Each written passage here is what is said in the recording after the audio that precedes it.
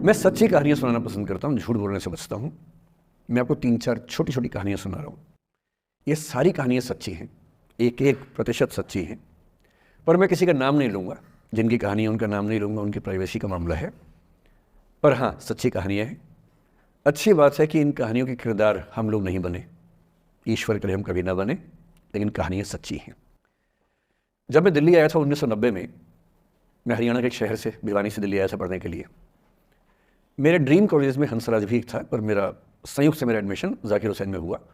मेरे अंक ठीक थे, यहाँ हो सकता था, पर मैं तो नई दिल्ली स्टेशन पे उतरा, बाहर निकला, पता लगा वहीं कॉलेज है, वहीं एडमिशन ले लिया मैंने।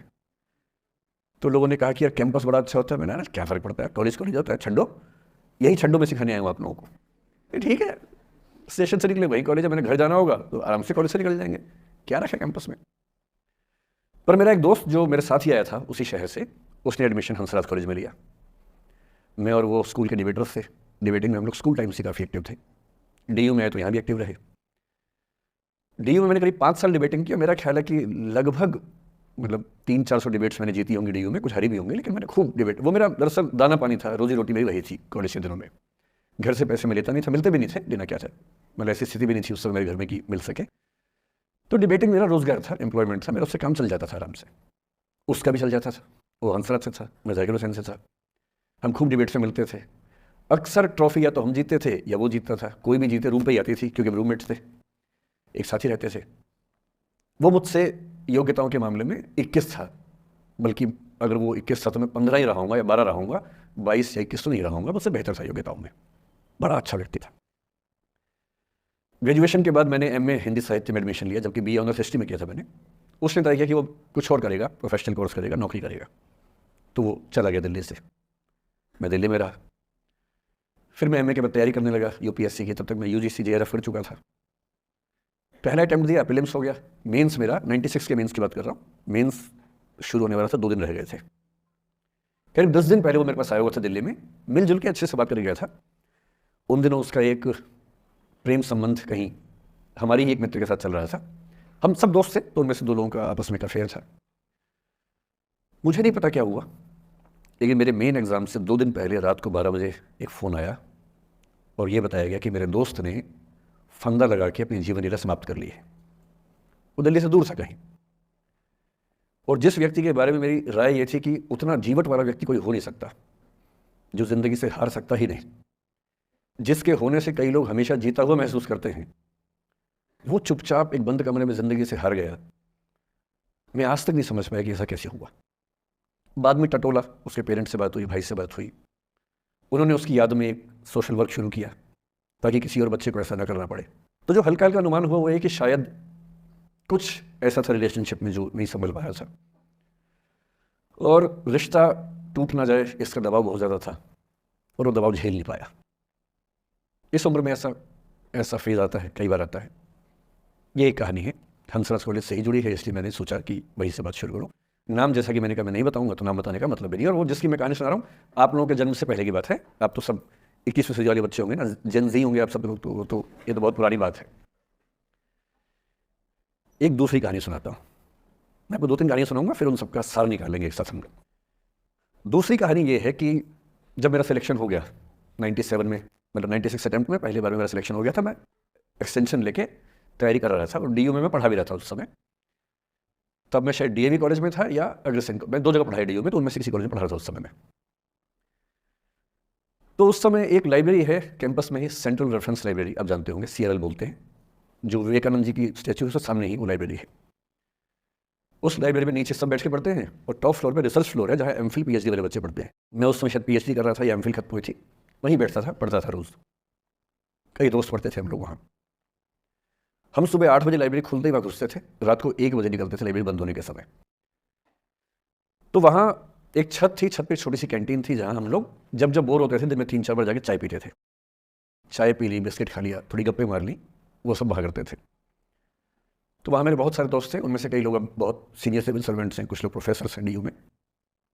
2 बच्चे थे मुझसे जूनियर, 3-4 साल जूनियर थे, बड़े प्यारे बच्चे थे।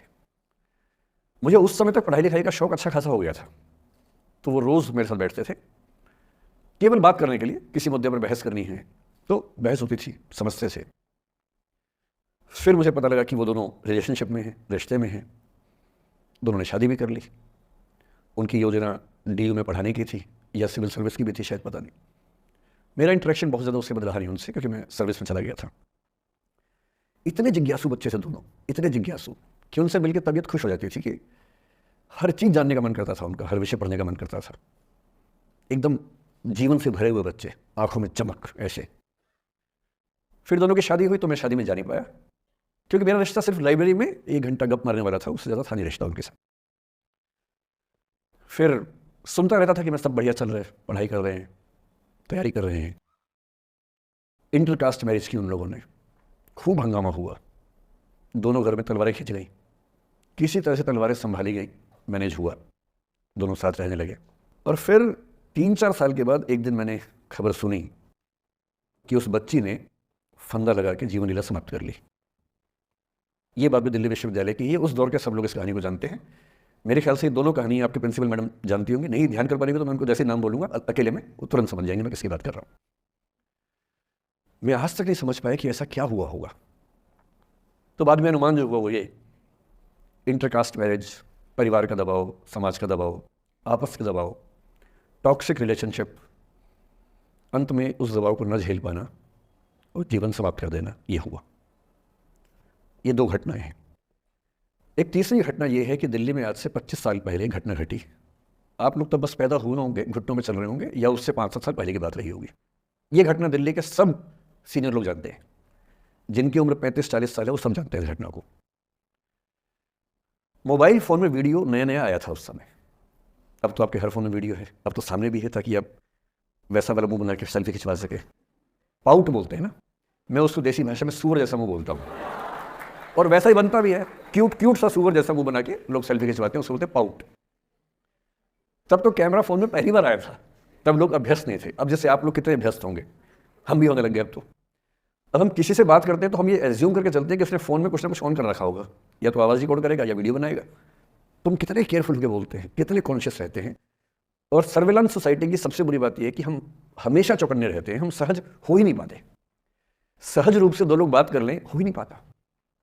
तो मैं तो अपने ऑफिस में कई बार ऐसा करता हूँ, जब हम 3-4 लोग बैठते हैं इनफॉर्मल बातचीत के लिए, हम सब अपना अपना फ़ोन कमरे के बाहर छोड़ के आ जाते हैं, फिर 2 घंटे बात करते हैं, इस भय से मुक्त होके कि कहीं कोई रिकॉर्ड तो नहीं कर रहा। ये हालत है आज की। उस ज़माने में तो फ़ोन थे। मोबाइल फ़ोन आया था भारत में लगभग 1995 के आसपास पहली बार। बड़ा महंगा था, 16 रुपये प्रति मिनट इनकमिंग, 16 रुपये प्रति मिनट आउट गोइंग, ये रेट से उस समय। और फ़ोन वो थे जिनसे आप कील भी ठोक सकते हैं, वैसे वाले फ़ोन थे, बटन वाले फ़ोन थे, नोकिया एक कंपनी थी, उसके फ़ोन हुआ करते थे। उसके 4-5 साल के बाद क्या हुआ, पहली बार किसी कंपनी ने फ़ोन में कैमरा लगा दिया। ये बात उस समय के लोग नहीं समझते थे। जब भी नई तकनीक आती है उसको समझने में टाइम लगता है। जो पहले समझते हैं फ़ायदा उठा लेते हैं, जो थोड़ा लेट समझते हैं वो उसका नुकसान उठाते हैं। उस समय दिल्ली के एक प्रसिद्ध स्कूल में 11वीं-12वीं क्लास के 2 बच्चों में आपस में कोई रिलेशनशिप रही होगी। वो दोनों किसी ऐसी सिचुएशन में थे जो सिचुएशन बहुत ही प्राइवेट किस्म की थी, बहुत निजी किस्म की थी, जिसको पब्लिक नहीं कर सकते। कुछ फिजिकल रिलेशनशिप जैसा मामला था। उस दुष्ट लड़के ने लड़कों के इतिहास को कलंकित, लड़कों का इतिहास वैसे भी कलंकित ज़्यादा है, उसे और कलंकित करते हुए उस पूरे सिचुएशन का वीडियो बना लिया। ऐसे मामलों में दुर्भाग्य है, मैं लड़का हूँ इसलिए लड़के पवित्र थोड़ा ना हो जाएंगे, लड़का है इतिहास कलंकित तो है, उससे वीडियो बना लिया और दुष्टता का चरम स्तर निभाते हुए वो वीडियो अपने एक दोस्त को शेयर कर दिया। ये कहे कि किसी और को दिखाना मत, जैसा कि होता है अफवाहों की दुनिया में।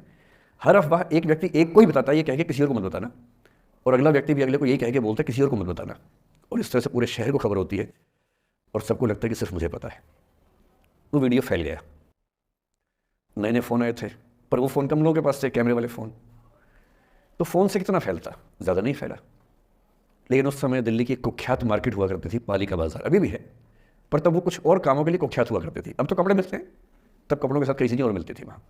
जैसे गंदी फिल्मों की सीडी चाहिए हो तो वहाँ मिलती थी, ग्रे मार्केट में, चोरी छिपे। इस वीडियो को सीडी में कन्वर्ट करके लोगों ने वहाँ से खरीदा, लाखों करोड़ों की संख्या में। नए नए टेलीविज़न चैनल प्राइवेट आए थे, और प्राइवेट टीवी चैनल को खबरों की भूख इतनी होती है कि वो खबर के लिए जान दे सकता है और जान ले भी सकता है किसी की। 24 घंटे इस खबर पे, इस चीज़ पर खबरें चल रही थी सारे चैनल्स में। कि ये वो लड़का है जिसने ऐसा किया, ये वो लड़की है, ये वो स्कूल है, इस स्कूल की प्रिंसिपल से बात करेंगे, इससे बात करेंगे। वो जो बच्ची थी जिसकी इसमें कोई गलती नहीं थी सिवाय इसके कि वो किसी एक लड़के से प्रेम करती थी, जो कि उस उम्र में बच्चे कर बैठते हैं, इसके लिए बहुत चिल्लपौनी बचानी चाहिए। बच्चों को आप हर बात पे अपराधी नहीं मान सकते। उस बच्चे की गलती सिर्फ इतनी थी कि उसने अपने दोस्त पे भरोसा किया जो भरोसे के लायक था नहीं। वो नीच किस्म का व्यक्ति था जिसने उस संबंध की गरिमा को समझा नहीं। उस बच्ची के घर के बाहर 24 घंटे न्यूज़ चैनल से कैमरे खड़े रहे। घर से कोई भी निकले 50 कैमरे पीछे, आप बताइए आपकी बेटी कैसी है, आप बताइए आपकी बहन कैसी है। अंत में उस पिता ने अपनी बच्ची को इस देश से बाहर भेज दिया। उसके कुछ दिन बाद की जो खबर टीवी चैनल से नहीं दिखाई, उसके पिता ने आत्महत्या कर ली। ये तीसरा इंसिडेंस है। ये सारी खबरें सच्ची बता रहा हूं, मैं इनमें से एक भी झूठ नहीं है। झूठी कहानियों से मोटिवेशन दिया जा सकता है मैं जानता हूं, पर जब सच्ची कहानियां हैं तो मैं झूठ क्यों बोलूं? सारी सच्ची कहानियां बता रहा हूं मैं आपको। एक चौथी कहानी जो आप में से कई लोगों की होगी। मेरा एक स्टूडेंट है, सिविल सर्वेंट है, सीनियर लेवल पे है, करीब 40 साल का है। उसने आज तक शादी नहीं की। क्या उसकी शादी करने की इच्छा नहीं थी? पूरी इच्छा थी। फिर क्यों शादी नहीं की? भाई कुछ लोग तो होते हैं कि शादी करनी ही नहीं, कोई मिशन है। योगी जी है, मोदी जी है, ठीक है, उनका तो मिशन है। ममता जी है, उनका मिशन है। पर जिसका जीवन में ऐसा कोई मिशन नहीं है और जिसको प्रेम करने का मन भी करता हो, वो तो शादी करता है आमतौर पे। उसने शादी क्यों नहीं की जानते हैं? जब वो 25-26 की उम्र में था, जब वो मेरा विद्यार्थी भी था, एक दिन मेरे पास आके बोला कि सर एक बात करना चाहता हूँ। मुझसे मेरे स्टूडेंट्स ऐसी बातें खूब करते हैं पर्सनली आके, अब तो मैं टाइम कम दे पाता हूँ, पहले तो ये सब होता रहता था क्लास के अलावा। एकदम रोता हुआ आया, आंखों में आंसू भरे हुए बहुत सारे। अरे क्या हो गया भाई? तो फिर उसने किसी का नाम बताया कि सर वो भी मेरी स्टूडेंट थी, कि सर उसके साथ रिलेशनशिप थी, उसने धोखा दिया है मुझे। अच्छा, धोखा देने वाली कहानी मुझे बहुत अपील नहीं करती। मेरा मानना है कि दोनों पक्षों की गलतियां होती हैं। आप केवल अपने पर्सपेक्टिव से सोच के धोखा करते रहते हैं, ऐसा थोड़ा ना होता है भाई। कुछ तो मजबूरियां रही होंगी, कोई यूं ही बेवफा नहीं होता, कुछ तो वजह होगी ना। आप थोड़ा उसकी वजह, उसका भी तो, उसकी कहानी भी तो सुनिए। और मैं जब जब दोनों कहानियां सुनता हूं मुझे लगता है कि मामला ग्रे है। आप किसी एक पे उंगली उठा ही नहीं सकते कि इसने ऐसा किया। दोनों की गलतियां होती हैं, ऐसा थोड़ा कि एक की होती है। बहरहाल इन भाई साहब को ऐसा लगा कि धोखा हो गया उनके साथ, तो मैंने चलो कोई बात नहीं यार, हो गया तो हो गया, तू नहीं कोई और सही, ऐसा क्या है। इतनी बड़ी दुनिया है, 8 अरब की आबादी अब है, उस समय भी 6-7 अरब तो थी। मैंने कहा 3.5 अरब 350 करोड़ में कोई तो होगी तुम्हारे लिए, ऐसा क्या है, कोई और देखेंगे। और वो थोड़ा ज़्यादा सेंटिमेंटल था उस समय। धीरे धीरे पता नहीं उसके मन में क्या बैठ गया, उसके मन में ये बैठा कि दुनिया की सारी लड़कियां धोखेबाज होती हैं।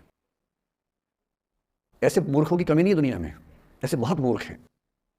दर्शन की दुनिया में इसे अवैध सामान्यीकरण कहते हैं, इलिसिट जनरलाइजेशन। इसका मतलब बहुत छोटे सैंपल के बेस पे ये समझ लेना कि ये थियरी पूरे ब्रह्मांड में लागू होती है। एक लड़की ने धोखा दिया, मान लीजिए धोखा दिया, धोखा इसने दिया कि उसने दिया कि किसी ने दिया, जो भी कहानी हो, एक सैंपल से ये मान लेना कि सब ऐसे होते हैं। और उसके बाद से उसने कम से कम 10 बार कोशिश की, 10 लोगों से मिला, बातचीत की शादी के लिए। डेटिंग तो क्या करेगा 40 की उम्र में, लेकिन हाँ बातचीत करके देखा कि शायद रुचियाँ मिल जाए, स्वभाव मिल जाए तो शादी के बारे में सोचें। हर बार 3-4-5 मीटिंग के बाद वापस हट जाता है। अब तो मैंने पूछना बंद कर दिया है। जब तक मैं पूछता था, बोलता था कि सर 3-4 मीटिंग के बाद लगता है कि ये भी वैसी ही है। मैंने कहा भूल जाओ भाई, उसे भूल जाओ, बात खत्म हो गई। उसके बच्चे घूम रहे हैं आजकल स्कूल में, अब तुम कम से कम शादी तो कर लो। वो भाई साहब आज तक अकेले हैं, और अब तो बाज़ार में मूल्य भी कम हो गया उनका, अब विकल्प भी ज़्यादा नहीं मिलते हैं। अब जो विकल्प मिल रहे हैं वहाँ उसकी रुचि और कम हो गई है, तो पूरी संभावना है कि वो जीवन अकेले ही गुजरेगा उसका। एक अंतिम एग्जाम्पल देके फिर मैं निष्कर्ष की तरफ बढ़ूंगा। मैं एक IAS ऑफिसर को जानता हूँ, 2 IPS को जानता हूँ, बहुत योग्य लोग, देश के सबसे अच्छे संस्थाओं से पढ़े हुए लोग, प्रॉपर IAS प्रॉपर IPS में नौकरी करने वाले लोग, और इन तीनों ने अपना जीवन समाप्त कर लिया नौकरी में रहते हुए। क्यों? क्योंकि नौकरी और घरेलू जो दुविधाएं थी उनको झेल नहीं पा रहे थे, ना झेल पा रहे थे, ना भूल पा रहे थे, लेट गो नहीं कर पाए तो गिव अप कर दिया। और इसलिए मुझे अक्सर लगता है कि जितनी चीज़ें हम सिखाते हैं बच्चों को, हिस्ट्री, इकोनॉमिक्स, लिटरेचर, वो सब ठीक है, उनका भी महत्व है। शायद उससे ज़्यादा महत्व इस चीज़ का है कि ये समझें कि अपने इमोशंस को कैसे मैनेज करना है। जब जीवन में ऐसा लगे कि सब खत्म हो गया है, जब जीवन में लगे कि बहुत टॉक्सिक किस्म की लाइफ हो गई है, उससे बाहर कैसे निकलें, शायद ये सबसे महत्वपूर्ण लेसन होता है जो हम सबको सीखना चाहिए। मैंने कहीं से सीखा नहीं है, ना मैंने ऐसी किताबें पढ़ी हैं। हालांकि मैंने 2 किताबें मंगवाई हैं पिछले हफ्ते, पढ़ी नहीं है अभी तक, तो मैं किताबों के बेस पे नहीं जानता कैसे सीखते हैं, लेकिन ज़िंदगी से तुम सीख सकते हैं। इन कहानियों का सबका एक ही सार है, वजह अलग अलग है। एक व्यक्ति ने इसलिए अपना जीवन समाप्त किया कि वो रिश्ता उसके हाथ से छूट रहा था। एक ने इसलिए जीवन समाप्त किया कि रिश्ता बन गया था और समाज के दबाव, घर के दबाव मैनेज नहीं कर पाए। एक ने ज़िंदगी भर शादी नहीं की सिर्फ इसलिए कि वो पुरानी यादों को भूल नहीं पाया। अरे एक बार गलती हो गई तो हो गई, आगे तो संभावना जीवन में है भाई, क्यों इतना हावी रखने उस दिमाग के ऊपर। कुछ लोग देश की सबसे अच्छी नौकरी में होकर हर पैमाने पर सफलता की हर कसौटी पर खरा उतरने के बाद जीवन नहीं बचा पाए, क्योंकि दूसरों की नज़र में आप बहुत सफल हो जाए, अपनी नज़र में शून्य हो, तो फिर जीवन कैसे बने, जीवन कैसे बचे। इन सारी कहानियों का मूल भाव एक ही है, अगर आप खुद को हैंडल नहीं कर सकते तो दुनिया को क्या हैंडल करेंगे। दुनिया को हैंडल करने से पहले खुद को हैंडल करना सीखना पड़ता है, और उसका सबसे आसान जो रामबाण उपाय है उसको बोलते हैं द आर्ट ऑफ लेटिंग गो, जाने दो।